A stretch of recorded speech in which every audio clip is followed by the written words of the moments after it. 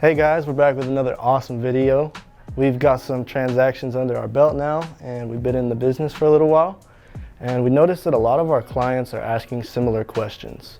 And we use these terms so regularly just because we're in the real estate industry, and we just thought we'd break these down for the average person that doesn't hear these terms so often. So the first term that we're going to start with is the listing agent. So the listing agent is the real estate agent that represents the selling side of the transaction.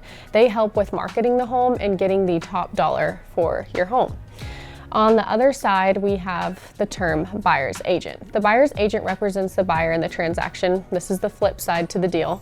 The overall role is just to protect the buyer through this crazy process of buying a home. There's a lot that, you don't know whenever you're going in to buy a home when it comes to all the contracts, appraisals, inspections, the list goes on, and that's just the buyer's agent job, is to help you get through that process. So the first thing Saylor and I do when we're searching for a home for a client is hop on the MLS. And I always tell my clients, yeah, we're gonna do a search on MLS. And I'm like, what is that?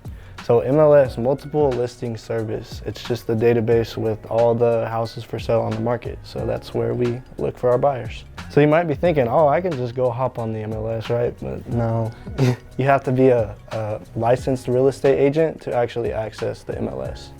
All right, so the next term that we're going to talk about is known as DOM. This stands for days on market. This is just what it sounds like. It's the amount of time that a home has sat on the market. And this honestly plays a huge role within real estate. If you're looking for a good deal, you're probably going to find more of the better deals on homes that have sat longer on the market, just because they're more eager to get some attention on that property. So your chances of getting the property below list price is a little bit higher than a home that has just hit the market and has, a lower days on the market. So the next term we're going to talk about is HOA, Homeowners Association. You probably know about this because they're telling you can't have oil spilled on your driveway or something like that.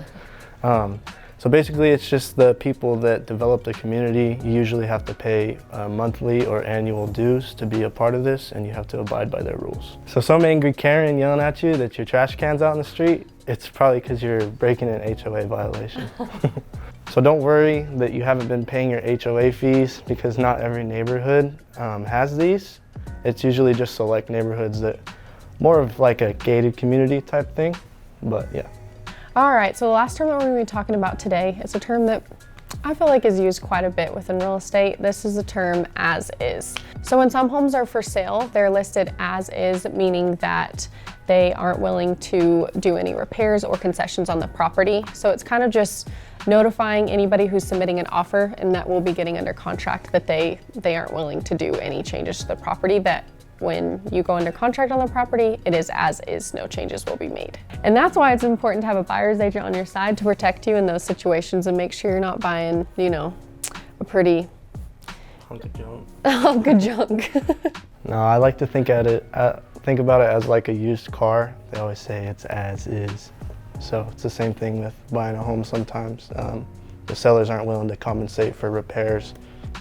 All right, guys, so that's the end of this video. We hope that you guys gained some new info, and maybe this will help you know a little bit more within the real estate process. And obviously there's a lot more terms than these, and Sol and I plan to sort of do a series with this real estate lingo.